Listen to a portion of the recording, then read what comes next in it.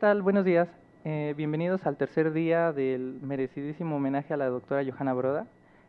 Para seguir con nuestras actividades programadas, tenemos el día de hoy la conferencia magistral número 5, titulada El concepto de Mesoamérica y la antropología neoculturalista. Esta conferencia magistral estará dictada por el doctor Félix Báez, Jorge, y bueno, para ello me voy a permitir leer una semblanza respecto al doctor. El doctor Félix Báez es antropólogo social egresado de la Universidad Veracruzana, con estudios de doctorado en etnohistoria en la Escuela Nacional de Antropología e Historia, en la ENA. Obtuvo el grado de doctor en Historia Contemporánea por la Universidad del País Vasco. En 1984 recibió la beca John Simon Guggenheim Memorial Foundation y es recipientario de la condecoración El Cóndor de los Andes de 1985 y de la medalla Gonzalo Aguirre Beltrán al mérito académico en el año 2000. Asimismo, en el 2014 recibió el premio al decano por la Universidad Veracruzana y la medalla al mérito académico en 2016 por la Universidad Latinoamericana. Es autor de más de 70 artículos sobre temas de su especialidad, publicados en revistas internacionales como Casa de las Américas, Mexican Homo, Cargens, Letras Cubanas, entre otras, y nacionales como Nueva Antropología, América Indígena, La Palabra y el Hombre, Desacatos, Diario de Campo, entre otras. Ha publicado más de 14 libros en coautoría, editados por el Fondo de Cultura Económica, la Universidad de Arizona, la Universidad Nacional Autónoma de México, el Instituto Nacional de Antropología e Historia, la Universidad de La Habana, y es autor de más de 12 títulos, de los cuales la Universidad Veracruzana ha editado Los Oficios de las Diosas, Las Voces del Agua, La Parentela de María, Memorial del Etnocidio, Entre los Nahuales y los Santos, Los Disfraces del Diablo, Olor de Santidad, Debates en torno a lo sagrado, y ¿Quiénes son aquí los dioses verdaderos?, Religiosidad indígena y Hagiografías populares. La editorial Siglo XXI le publicó en 1994 Los confines del hombre, antología de textos de Alejo Carpentier, precedida por un estudio introductorio del que se destaca la presencia antropológica en la obra ensayística del notable novelista cubano. Mientras que en el Instituto Veracruzano de la Cultura, el IBEC, le editó en 1998 La Afrodita Barbuda, y la editora del gobierno del estado de Veracruz, En el nombre de América, con prólogo de Roberto Fernández Ratamar, Tlacatecolotl y el Diablo, Dioses, Héroes y Demonios, y El lugar de la captura. En el Instituto Nacional Indigenista publica en 1973 Los Oquepopolocas, Estructura Social. Y desde 1990 a la fecha es miembro del Sistema Nacional de Investigadores SNI Nivel 3, miembro regular de la Academia Mexicana de Ciencias y de la Sociedad Mexicana para el Estudio de las Religiones.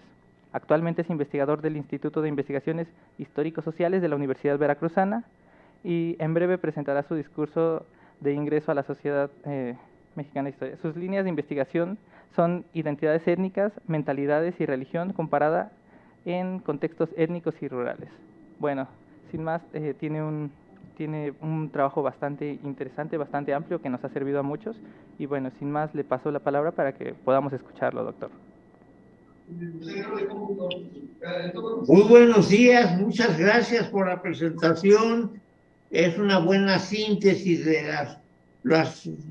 mi vida académica, que tiene ya desde el año 88, comienza con Los Oficios de las Diosas y se extiende hasta las últimas obras que has comentado.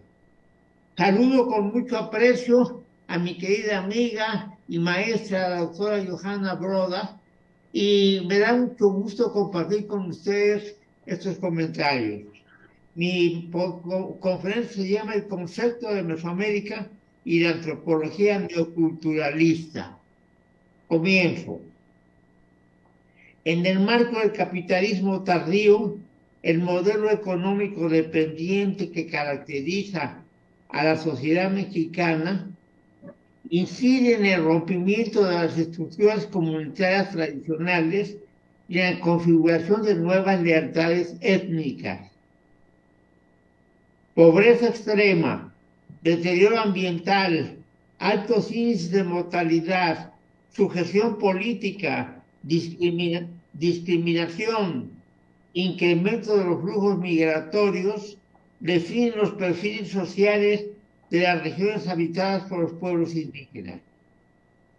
Desde esta realidad insoslayable deben cuestionarse los enfoques de la antropología neoculturalista que examina las dinámicas comunitarias abstrayéndolas de sus procesos históricos. En estas perspectivas que privilegian el localocentrismo, los pueblos autóctonos son estudiados como entidades aisladas de las redes socioeconómicas y políticas de alcance regional y nacional. El punto de vista de larga duración en el que los acontecimientos de coyuntura representan manifestaciones calientes de un decurso histórico gradual es inhibido en beneficio de monografías que representan a los grupos aborígenes en términos de ínsulas culturales o como parodias de sí mismos solo comprensibles en el espejo del etnógrafo. Tales ópticas pasan por alto que la inserción de los indígenas en una estructura clasista y su filiación partidista y eclesiástica generan diferenciación económica intracomunitaria, así como conflictos étnicos, políticos y religiosos. Estas variables determinan que sus cosmovisiones no deben analizarse como totalidades cosificadas u homogéneas, en tanto implican diferentes planos ideológicos. Son complejos escenarios sociales en los que la vida ceremonial juega un papel fundamental en la cuestión comunitaria y el fortalecimiento de la identidad étnica, pero no lo ha indicado Johanna Broda, y que condicionan también a la acelerada transformación en sus imaginarios simbólicos. Las cosmovisiones de los pueblos indígenas de nuestros días y sus variadas formas de religiosidad popular son parte de lo que López Austin definió como tradición religiosa mesoamericana, proceso milenario que a partir del violento acontecer colonial asume nuevos significados con la influencia recíproca entre el cristianismo y el pensamiento autóctono. Estas representaciones colectivas denotan ambivalencia, toda vez que han sido vehículos de dominio y de penetración de ideas exógenas, así como barreras ideológicas contra la opresión.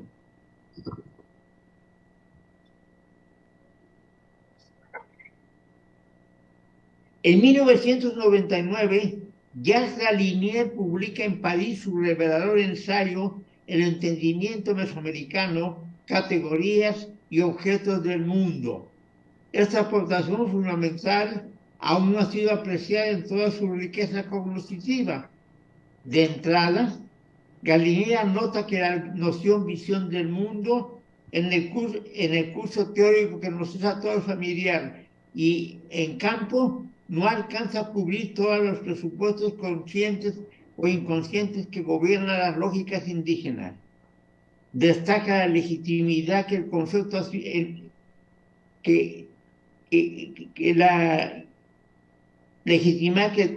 halló en México gracias a los trabajos de Alfredo López Austin y Johanna Broda. Cita en particular la definición que incluye en su libro Tamuachón y Tlalocan, enriquecida después en sus reflexiones sobre el núcleo duro y según la cual la visión del mundo se entiende, según López Austin, como una unidad producida principalmente a partir de una lógica de la comunicación y la cual, gracias a esta lógica, alcanza altos niveles de congruencia y de racionalidad, independientemente del hecho de que en la producción de estas, las conceptualizaciones no poseen coincidencia de la que participan de manera creativa. Galinier advierte que en esta definición coinciden los aspectos inconscientes y colectivos. Sin embargo, considera que deja en la sombra la cuestión del trabajo psíquico de la cultura. A partir de su larga experiencia etnográfica entre los autores de la Sierra Media Oriental, Galinier observa los resultados de una supuesta evangelización, dado que la población indígena lograba elaborar útiles estrategias de camuflaje bajo la cubierta de una cristianización aparente. Dicho autor indica que bajo una aparente conversión, una sumisión prudente del mensaje cristiano y una remodelación de sus herramientas conceptuales, múltiples comunidades autóctonas, cito, no han dejado jamás de pensar en el mundo en otros términos que no sean los de sus ancestros prehispánicos. Y considera que estas representaciones se encuentran literalmente encasilladas en la imagen del cuerpo, especie de matriz cognitiva difícilmente accesible, pero que permite sumergirse en lo más profundo de la actividad psíquica del sujeto, consciente o inconscientemente. Fin de la cita. La búsqueda de categorías de fondo en el pensamiento mesoamericano planteado por Galinier enfatiza la necesidad de examinar los sistemas cognitivos que no se detienen en la frontera de conocimientos explícitos. Más allá del atomismo etnográfico, dice Galinier, que ha terminado por hacer casi imposible una reflexión global respecto a una supuesta comprensión mesoamericana. En este orden de ideas, así sea vuelo de pájaro, deben mencionarse los planteamientos de Johannes Neumann y Pedro Pitarch, que cuestionan la validez del paradigma mesoamericano, impugnando la subordinación de la etnografía a la historia en el marco del debate entre la unidad y la diversidad de Mesoamérica, concertado por Alfredo López Austin y Saúl Millán. Estudioso de la cultura huichol, Neumann inicia su argumentación cuestionando la vigencia operativa de la definición sobre Mesoamérica que Paul quiso formular en 1943, lamentablemente sin comentar la reelaboración de este concepto que el citado autor planteara en 1966. En esa línea argumental indica la necesidad de desarrollar un proyecto propio para la etnografía, cito, y un antimesoamericanismo metodológico. Repito, un antimesoamericanismo metodológico. Esto lo digo tal como lo señala el autor, aunque parezca ininteligible. Esta propuesta, formulada por Neumann, implica hacer trabajo de campo como si Mesoamérica, en cuanto a objeto teórico del presente y pasado, no existiera. Repito, esta propuesta formulada por Neumann implica, comillas, hacer trabajo de campo como si Mesoamérica, en cuanto a objeto teórico del presente y pasado, no existiera. Termina la cita. Y yo pregunto, ¿acaso no hay nada nuevo bajo el sol? Lo que Neumann propone concuerda con el procedimiento de supresión metodológica de la realidad, noción que en el nominalismo de la Edad Media sustenta que los universales deben ser considerados apenas nombres sin contenido, que por lo tanto existen solo en la mente, no en la realidad. A este tipo de razonamiento corresponde la navaja de Ockham o Uocan, regla según la cual no hace presumirse la existencia de más cosas que las absolutamente necesarias. Así, con algunas discusiones escolásticas le pedían a Ockham, bien, demuestre que esta silla no existe, él contestaba, ¿cuál silla? Lo que significa que la realidad es negada con base en los conceptos de uso. ¿Será que el negro olvida que Mesoamérica es una categoría conceptual cuyo contenido y extensión aluden a una realidad concreta que implica complejos procesos etnoculturales y múltiples dinámicas sociales, referidas al mero sonido de la voz, un fractus vocis según la jerga del nominalismo medieval? En este orden de ideas, vale la pena referir los interrogantes que David Robichaud formulara después de señalar el vacío histórico que contextualiza los debates de los antropólogos estadounidenses, británicos y franceses. Dice Robichaud, no hay ningún peligro de traer a Mesoamérica como si fuera un vacío. Modelos que más tienen que ver con los traumas gringos o franceses que con lo que pasa en la realidad mexicana y las necesidades de conocerla. No podía ser que el rechazo de los modelos y la predilección por las diversas manifestaciones locales de algo muy propio de la tradición particularista estadounidense. Esto lo encontramos muy presente en la obra de Clifford Geertz, el apóstol de la sociología tal Cor Parsons, que relegó la cultura al significado. En tono más fino, pero leyendo la misma partitura de Neurath, se expresa Pedro Pitart, estudioso de la cultura central, al observar que las dificultades que experimenta la etnografía mesoamericana guardan relación con la dependencia que muestra esta respecto a los estudios prehispánicos. La sombra de la historia prehispánica, concluye, impediría el desarrollo de la autonomía de la etnografía. De tal manera, con un planteamiento que caricaturiza el quehacer psicoanalítico, este autor indica que en conjunto, por así decir, el subconsciente de la etnografía indígena está asediado por el fantasma del déficit de prehispanidad. Termina la cita. En este contexto, prehispanidad equivale a indianidad y esta a su vez a integridad.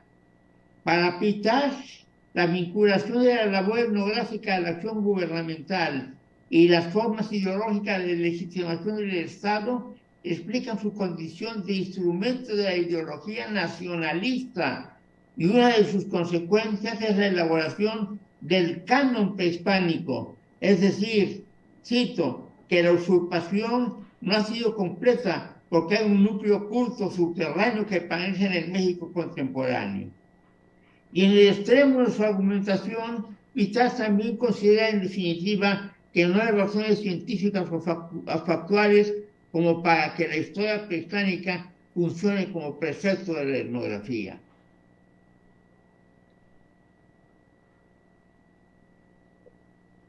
Los puntos de vista de Pitart precisan de múltiples comentarios que aquí reduzco al mínimo. Su aseveración acerca de la observativa dependencia del quehacer con respecto a la ideología nacionalista y por ende al llamado canon prehispánico resulta apresurada y se examina a detalle diferentes ejemplos de pesquisas etnográficas realizadas al margen del multicitado canon en los marcos teóricos del funcionalismo.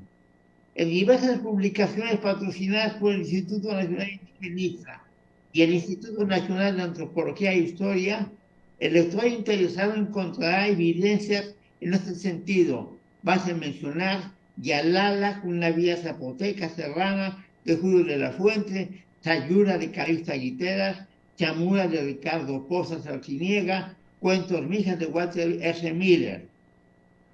Aquí cabe recordar que las visitas a México de Malinowski en 1941 y de Soltag en 1942 tenían enorme influencia en la orientación de la antropología social cultivada bajo su amparo, en términos exclusivamente sincrónicos.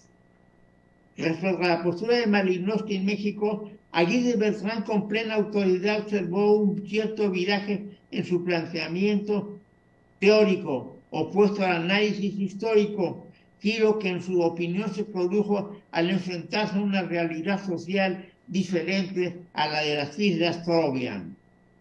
Dice Aguirre Beltrán.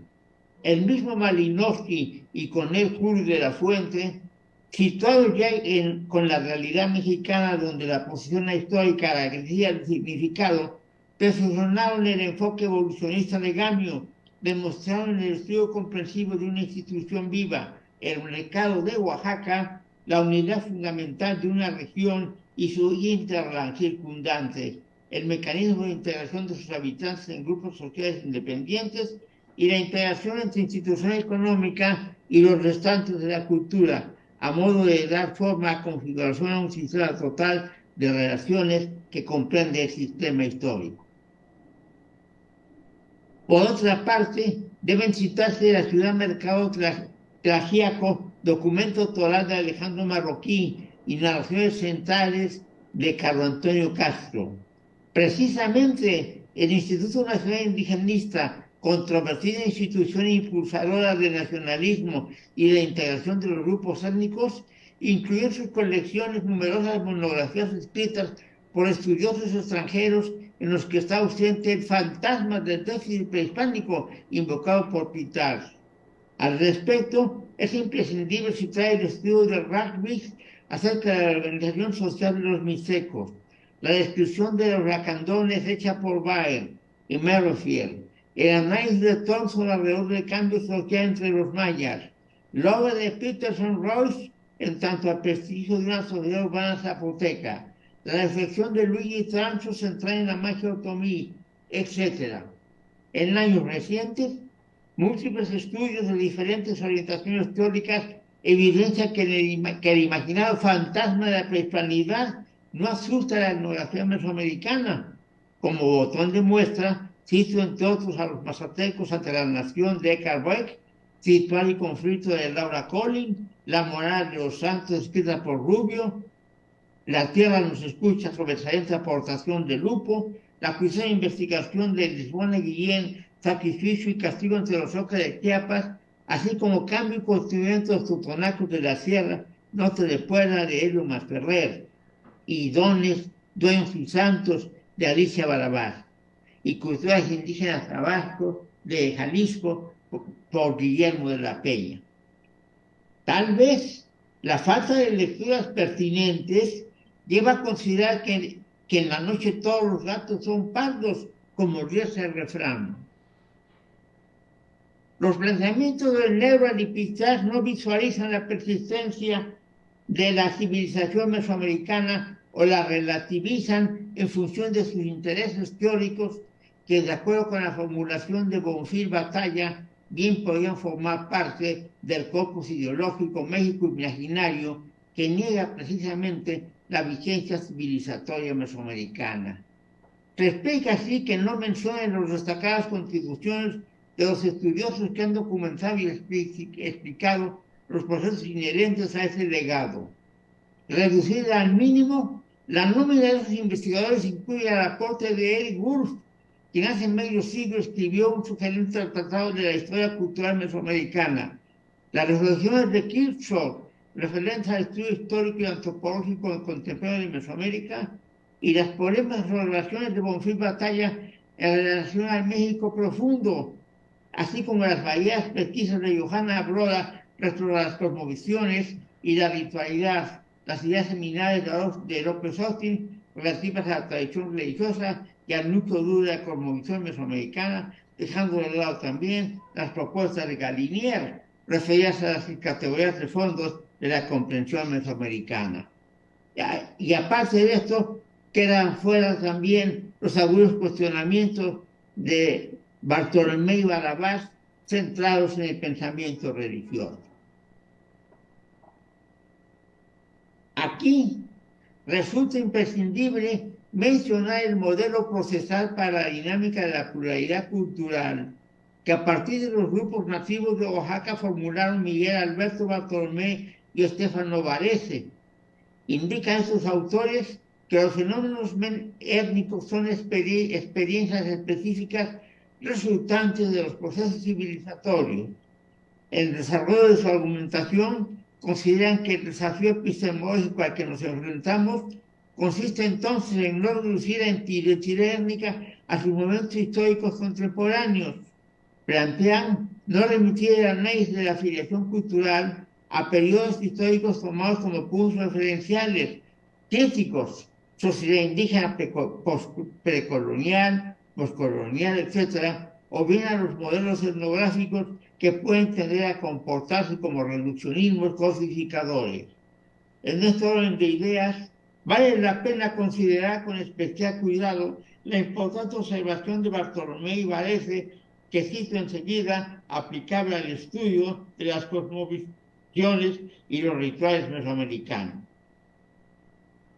Cito: el conjunto de los rasgos etnográficos contemporáneos de un pueblo, si bien no define el futuro de la etnicidad a través de su mayor o menor persistencia, constituye la expresión actual de la sedimentación diacrónica de la trayectoria de ese pueblo particular.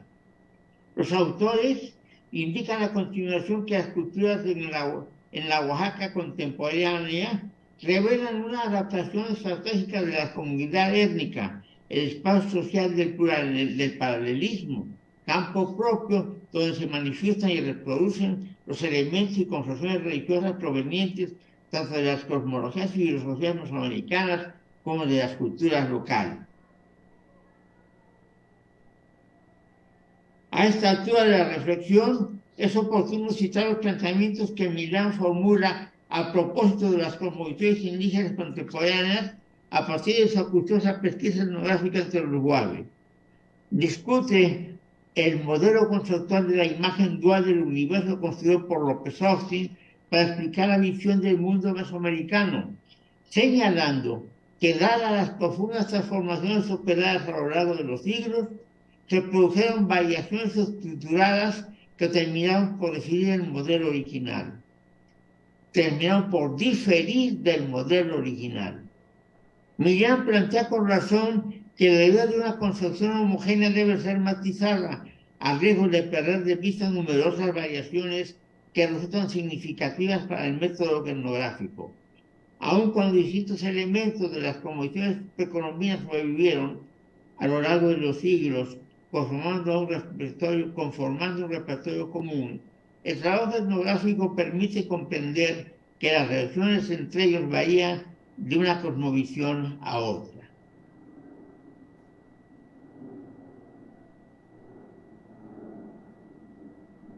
Por otra parte, Millán, al cuestionar las observaciones de Johanna Broda en torno al estudio de las cosmovisiones rituales a partir de la realidad prehispánica, advierte los riesgos de suponer que después de 500 años de cristianidad, represión eclesiástica y colonialismo en las comunidades actuales, no han sobrevivido más que unos huesos del ancestral cuerpo de creencias, indicando además los peligros de establecer correspondencias demasiado formales entre culturas y sistemas simbólicos que guardan una distinción histórica considerable. Debe tenerse presente que las reflexiones de Johanna Broda en torno a las temáticas planteadas abarcan ámbitos más amplios y complejos que los señalados por Millán. Su vasta obra no necesita defensa, precisa de lectura crítica y atenta a los matices de sus planteamientos. ¿Qué aporta el diálogo entre Oriente y el Occidente de la cultura mesoamericana? Pregunta con pertinencia Jaime Labastida al prologar la excelente edición de los estudios de Morgan y Vandelier en torno al México antiguo. La respuesta que plantea Labastida reviste relevancia para el debate examinado en estas páginas. Dice Labastida con la pluma de la razón: la cultura mesoamericana sin duda forma parte de la cultura universal, y bajo este solo título tiene el mismo derecho de las culturas poshelénicas de constituirse en parte integral de la visión moderna del mundo. Ofrece una forma distinta de entender y aprender el universo. Desde este ángulo se puede incorporar al sustrato del pensamiento humano. Vuelvo al asunto crucial, la posible asimilación de la cultura mesoamericana en el México moderno. Todos saben que el pintor José Clemente Orozco dijo, burlando, que la conquista parecía haber sucedido ayer. Por esta causa, que aquí se habla del México antiguo, en verdad se habla del México actual. En México se publica un libro sobre la antigüedad clásica por 100 sobre Mesoamérica, que han develado ya, sin duda, en nuestra cultura histórica. Fin de la cita. Sería absurdo plantear que los pueblos indígenas de nuestros días son expresiones ininterrumpidas del mundo precolombino. Su condición subalterna resulta de las complejas dinámicas del dominio colonial, de múltiples transculturaciones, de un permanente quehacer contrahegemónico y de creatividad orientada a defender su patrimonio cultural en los marcos de presión política social acrecentada por los regímenes neoliberales. Los grupos autóctonos devienen con relato de la destrucción civilizatoria que el proceso colonial y la moderna nación han perpetrado en su cultura para instaurar el modelo occidental. El tiempo, el espacio y las dinámicas del cambio son premisas radicalmente analíticas en los estudios sociales. Esta observación es contraria a las perspectivas antropológicas que examinan las culturas al margen de sus concomitantes procesos históricos, tal como lo plantean Neurath y Pitarch. A esta temática remite las tareas críticas de Eric Wolff, que formulara los planteamientos de Clifford Geertz, comentados con agudeza por Johanna Broda. Participaron en el debate en torno a la unidad y diversidad mesoamericana. Como sabemos, Broda ha señalado puntuales observaciones con relación con la necesidad de combinar el análisis histórico del pasado prehispánico con las culturas campesinas de la actualidad, y afirma que, cito, la posición teórica que permite abordar este tipo de investigaciones implica concebir las formas culturales indígenas no como la continuidad directa e ininterrumpida del pasado prehispánico, ni como arcaísmo, sino visualizarlas en un proceso creativo de reelaboración constante que a la vez se sustenta en raíces remotas. La continuidad de las necesidades vitales de la población y las condiciones del medio ambiente son enunciados fundamentales en esta argumentación, que abunda también en el ciclo de fiestas cristianas, adaptado en Nueva España al calendario ritual agrícola mesoamericano. Esto implica el examen de los fenómenos en el marco del catolicismo barroco y de la religiosidad popular indígena. Estimo que la colaboración académica en antropología en sus diversos campos e historia alcanza mayores niveles de concreción y riqueza heurística si el análisis procesal se realiza diferenciando los procesos de corta duración y los procesos macrotemporales que implican transformaciones acumulativas en las estructuras sociales, consecuencias profundas en los sistemas culturales y que no se repiten o son aparentemente irreversibles. Esta diferenciación reviste en particular relevancia en el estudio de los rituales y las cosmovisiones indígenas.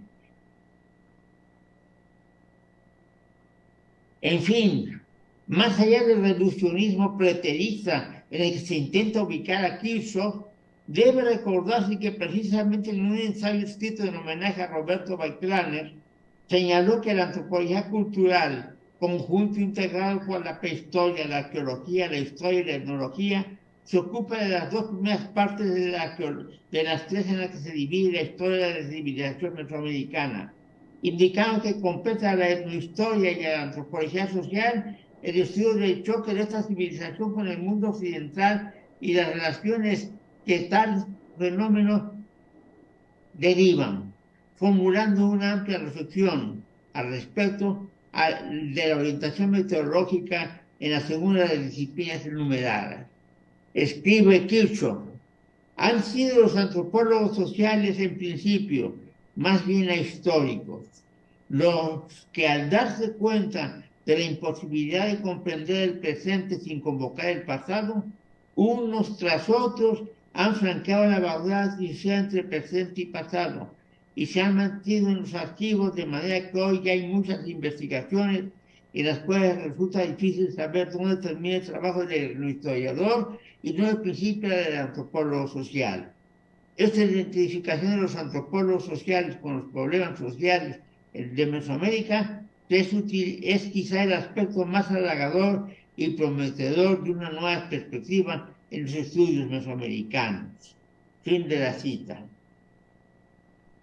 En este orden de ideas, más allá de disputas de corte escolástico, el debate sobre la unidad y diversidad de Mesoamérica remite a los campos de interés de la antropología, entendida como ciencia que agrupa diferentes disciplinas, la etnografía entre ellas, y la historia, conceptualizada como examen de las transformaciones sociales, lo que explicaría la presencia reformulada del pasado en el presente.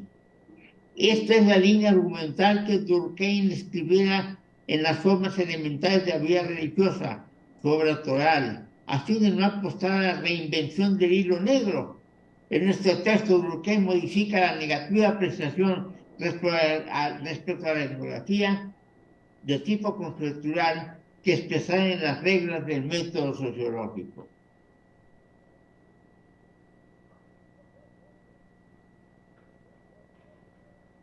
Con razón, Millán señala que la historia ha aprendido de la etnografía el valor del término cultura, pero ese aprendizaje debería llevar a su vez el reconocimiento implícito de que una cultura solo se cristaliza cuando se distingue de otra.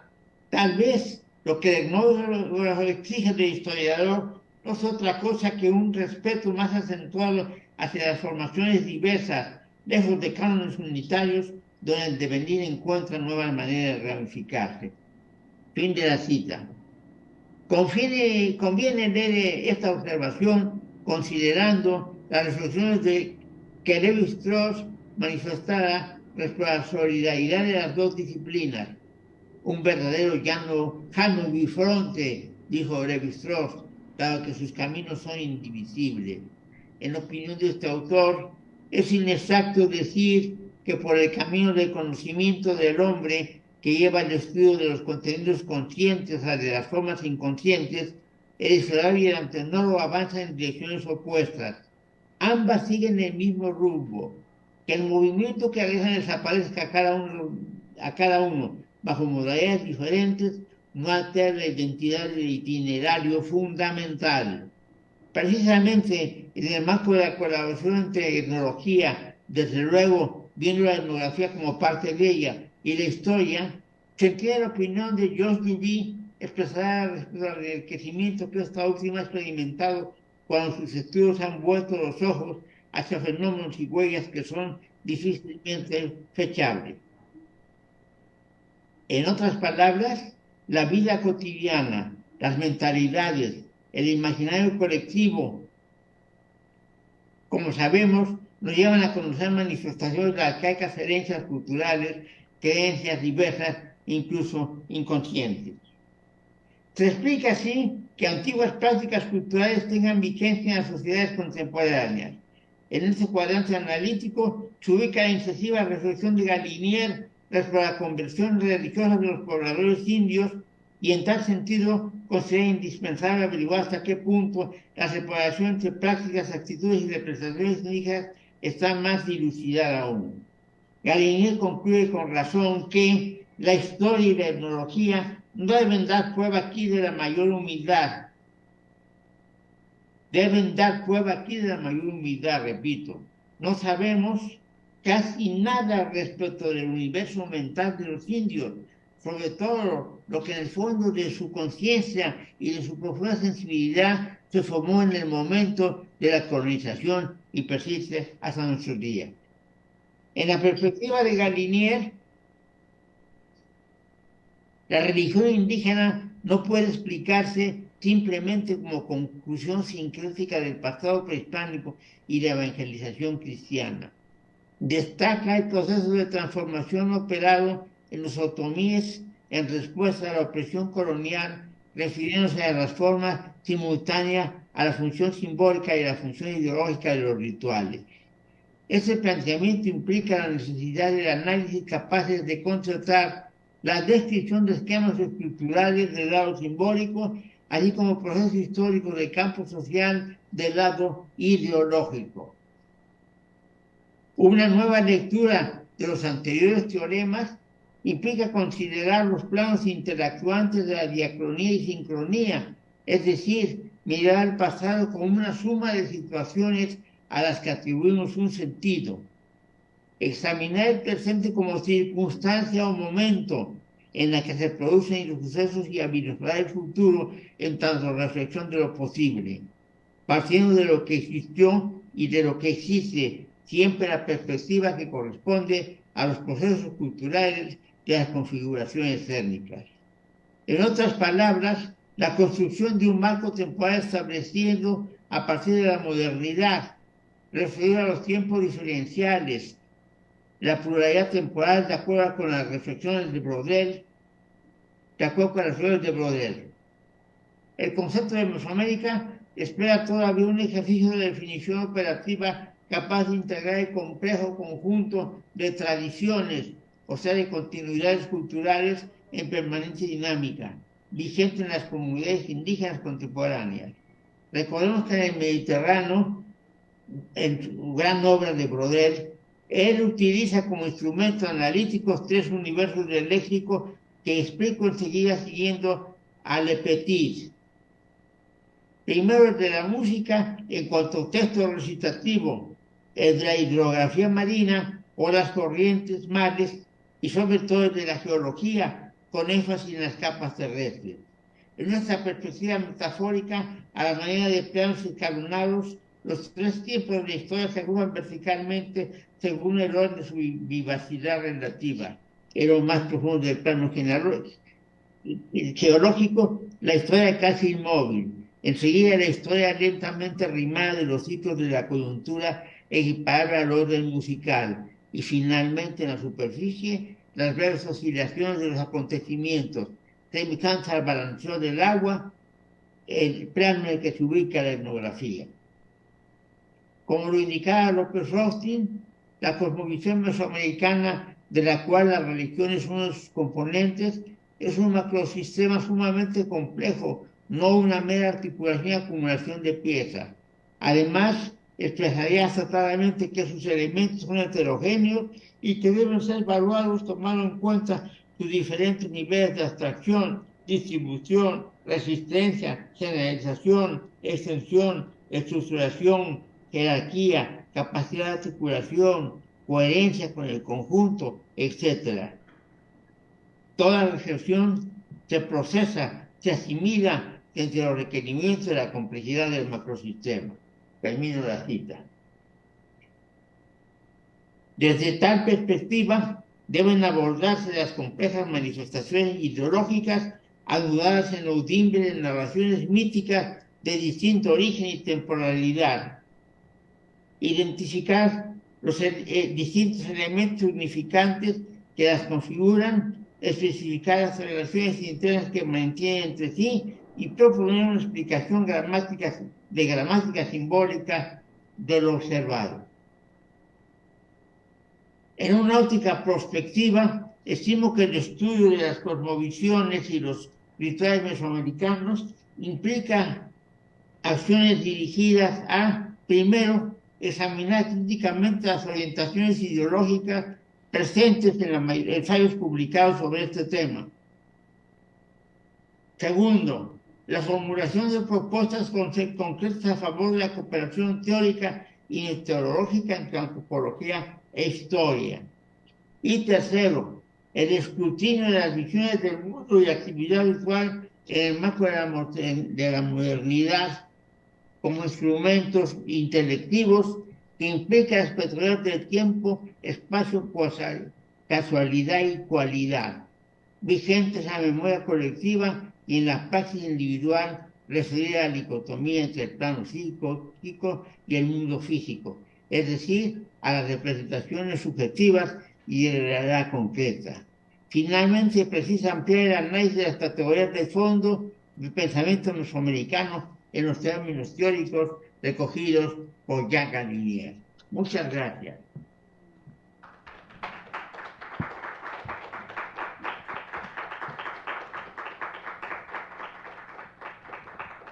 Muchas gracias, doctor. Creo que hizo una revisión bastante completa, bastante interesante. No sé si alguien tenga alguna pregunta dentro de aquí de la sala, dentro de Zoom o dentro de las redes.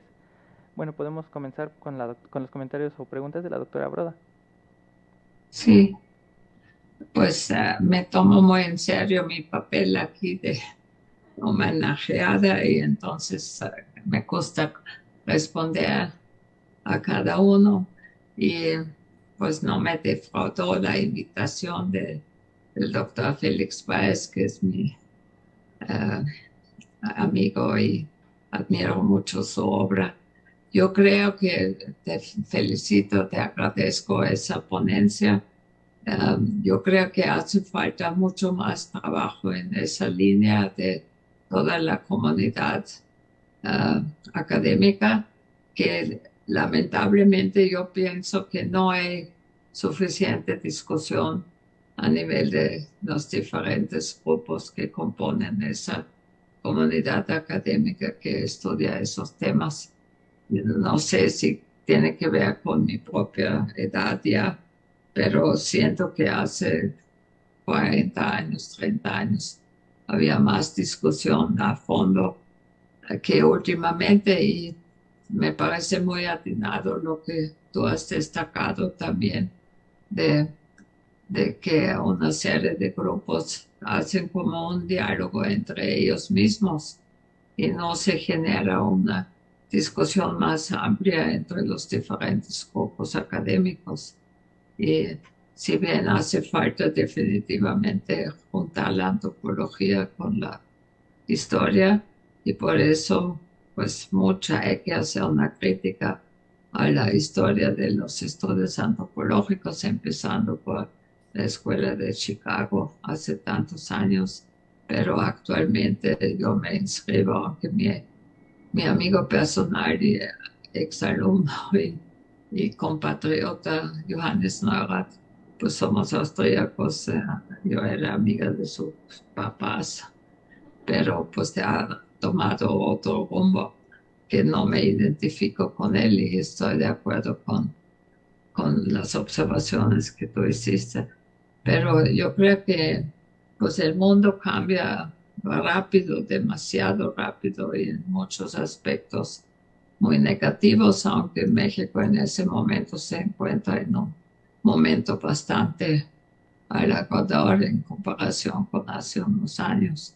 Y hay ciertas esperanzas de ciertas mejorías también a nivel institucional de las universidades, pero hace falta más discusión teórica entre diferentes grupos a nivel nacional y pues ya tenemos una Secretaría de Cultura, pero el peligro que existe es nuevamente una folclorización de los pueblos indígenas, o sea, de celebrar a los pueblos indígenas, prestarles atención, no es únicamente promover las artesanías y algunos actos folclóricos, sino lo que hace mucha falta es discusiones de ese tipo como se plantearon en tu ponencia. Y yo por mi lado, también con mis alumnos hemos tratado de no solo estudiar las expresiones culturales actuales de diferentes pueblos indígenas de México, como en mi actual grupo, que se supone que también participa en ese evento como moderadores, porque ya no cupieron como ponentes, pero sobre los zapotecos, sobre los mayas, sobre los tiempos de la Huasteca, nahuas y otomís, hemos tratado de generar discusiones siempre con el tema más bien de la relación con la naturaleza y las concepciones, algunas de esas concepciones que bien arrancan desde la época prehispánica, pero hace falta generar más discusiones a fondo y como tú planteas en la ponencia sobre el papel actual de los pueblos indígenas en la sociedad mexicana y esa relación entre la historia y el mundo actual para ellos y también qué lugar buscar dentro de la sociedad multiétnica de México. Y ya como yo me permití citar en uno de mis recientes artículos, cuando tú en alguno de tus libros citas, haces referencia a Pablo González Casanova, que dijo hace muchos años que es lamentable que la antropología mexicana, que ha producido tan buenos estudios sobre la realidad de México y de los pueblos indígenas, nunca tuvo un espíritu anticolonialista. Yo encontré eso en uno de tus trabajos, no directamente en Pablo González Casanova, a quien admiro enormemente, pero realmente nunca me ha dado tiempo de estudiar más su obra. Pero yo creo que en el mundo actual, eso del colonialismo sigue siendo una realidad y del colonialismo interno, como el lo que propuso Aguirre Beltrán, que tú también has trabajado mucho o has difundido su obra. Entonces, aunque yo mismo solo he reflexionado y publicado algunos trabajos sobre la historia de las comunidades indígenas que se fundan, que es un modelo español del siglo XVI que funda el Estado español, y de ahí encuentra su continuidad la sociedad prehispánica y la estratificación social prehispánica, que era diferente, que no eran esas comunidades que sobreviven los 500 años. Entonces, yo creo que hace mucha falta ese tipo de discusión y lamento que a nivel institucional pues no hay tanta discusión entre las diferentes instituciones académicas del país. Por lo tanto, pues no me defraudó para nada tu ponencia. Por eso yo dije que he aprendido mucho del doctor Félix Weiss a lo largo de los años. Sus libros para mí han sido realmente muy importantes, como todo el mundo sabe, y hemos tenido el gusto de organizar numerosos seminarios contigo cuando la ENA y el INA todavía nos pagaban esos cursos o era posible organizarlos, porque parece que ahora en la ENA ya no es posible. Por eso también felicito y hay que mencionar ese esfuerzo de Gastón Massín y sus colegas de organizar el observatorio y yo también, como siempre, he mirado mi propio seminario aquí en la ENA como algo colectivo, y ese homenaje que me hicieron el favor de organizar a Gastón Massín y colegas, lo considero algo colectivo, algo para impulsar las discusiones de este tipo, y de veras agradezco mucho tu participación y nos has ayudado a pensar algunos vertientes quizás adicionales que no están presentes en todos los estudios. Muchas gracias, Félix. Y nos gustaría mucho tener intervenciones de los participantes del simposio, pero con esa conveniencia que de veras es práctico lo de virtual, yo mismo lo tengo que usar por razones de salud, pero también es muy difícil generar una discusión entre lo virtual y lo presencial. Eso hay que tomarlo en cuenta, pero queda constancia de todas las ponencias y de las discusiones. Tengo entendido que esto queda en TV INA. Sí, claro. Muchas sí, gracias nuevamente.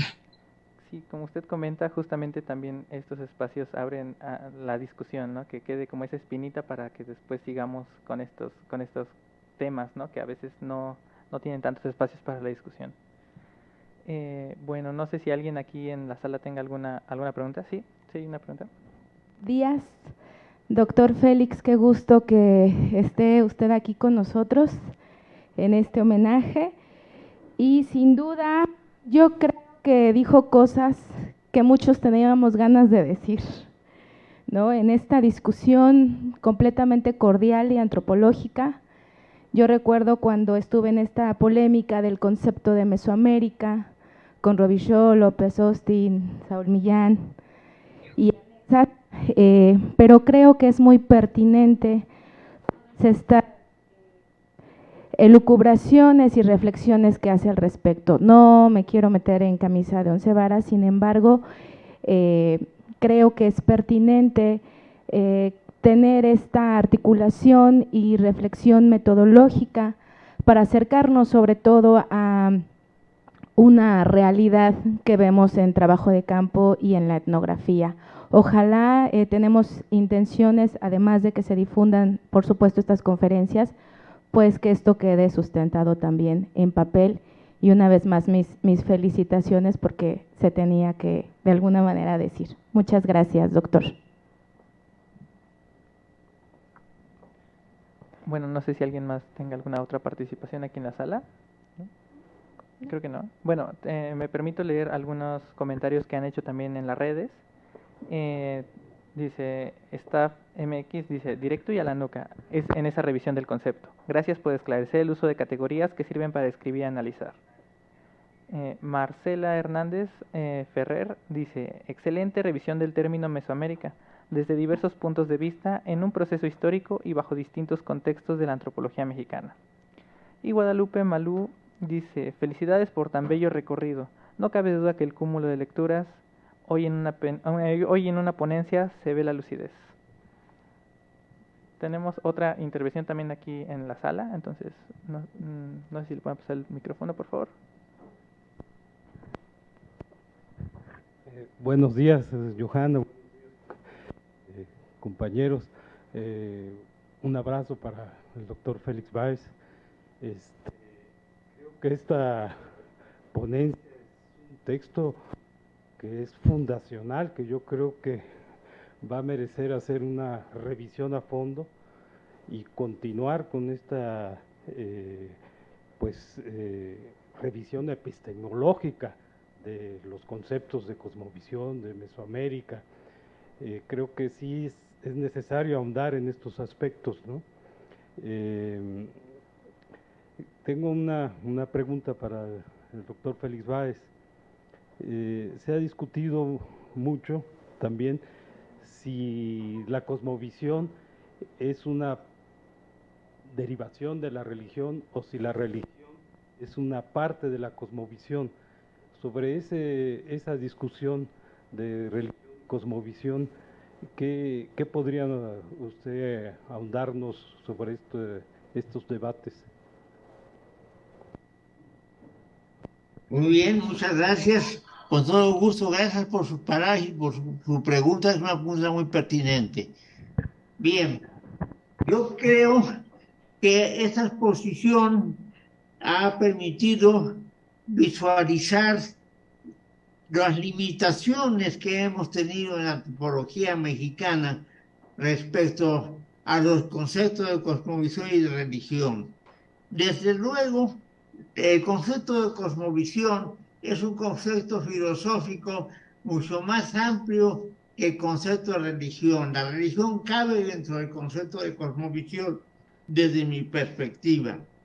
Pero me parece que en muchos estudios sobre los temas religiosos en Mesoamérica se ha obviado el concepto de cosmovisión, se ha dejado de lado y no se ha analizado porque es una categoría que pasó mucho tiempo sin ser abordada de manera analítica. En el año 2001, Johanna Broda y yo concertamos un texto sobre la cosmovisión y la ritualidad mesoamericana, y ahí se incluye un texto formidable de Andrés Medina que pasa revista al estudio de la cosmovisión por distintos autores hasta ese momento que se publica el libro. El libro lo publicó el Fondo de Cultura Económica y creo que valdría la pena tocar la puerta de esa gran editorial para ver si el libro se reimprime. Bien, yo creo que el concepto de cosmovisión abarca el de religión, como abarca también el concepto de etnicidad, como abarca también el concepto de pertenencia y de todas formas abarca los conceptos de etnicidad, etnociencia, etnocultura, en fin, la cosmovisión es un todo complejo, tramado, que nos lleva a nosotros a ubicar las expresiones culturales en su dimensión universal. Lo que cité de Jaime Labastida es muy importante porque él estudia a Mesoamérica en los textos de Barandier y de Louis H. Morgan como un proceso civilizatorio que no ha concluido sino que está en vías de integrarse en nuevos modelos de expresión.